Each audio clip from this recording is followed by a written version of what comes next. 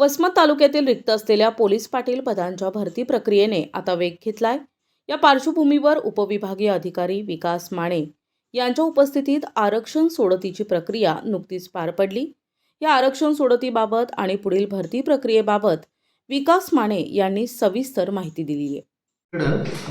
हिंगोली जिल्ह्यामध्ये पोलीस पाटलाच्या पदभरतीसाठी प्रक्रिया सुरू झालेली आहे। त्यासाठीचा पहिला टप्पा म्हणजे आरक्षण सोडतीचा कार्यक्रम आज होता।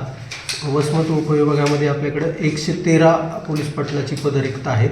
तर त्या मंजूर बिंदू नामावलीनुसार आपण सर्व प्रवर्गाची आरक्षण सोडतीची प्रक्रिया आज केली। त्यामध्ये 20 पदं SC साठी आणि 7 पदं ST साठी होती।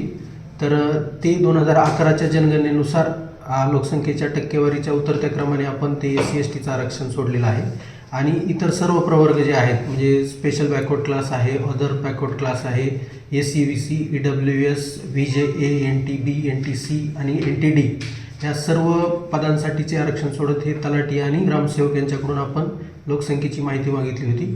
त्या लोकसंख्येच्या माहिती जी उपलब्ध झाली त्याच्यातल्या टक्केवारीच्या उतरत्या क्रमानुसार लावून त्या गावांना आपण आरक्षण दिलेलं आहे। आणि त्यानंतर त्यामधून महिला आरक्षण जे 30% द्यायचं आहे ते चिठ्ठ्या टाकून आपण निश्चित करून घेतलेलं आहे। अशी आज आपली प्रक्रिया पार पडली। प्रतिनिधी नंदू परदेशी NTV न्यूज मराठी, वसमत, हिंगोली।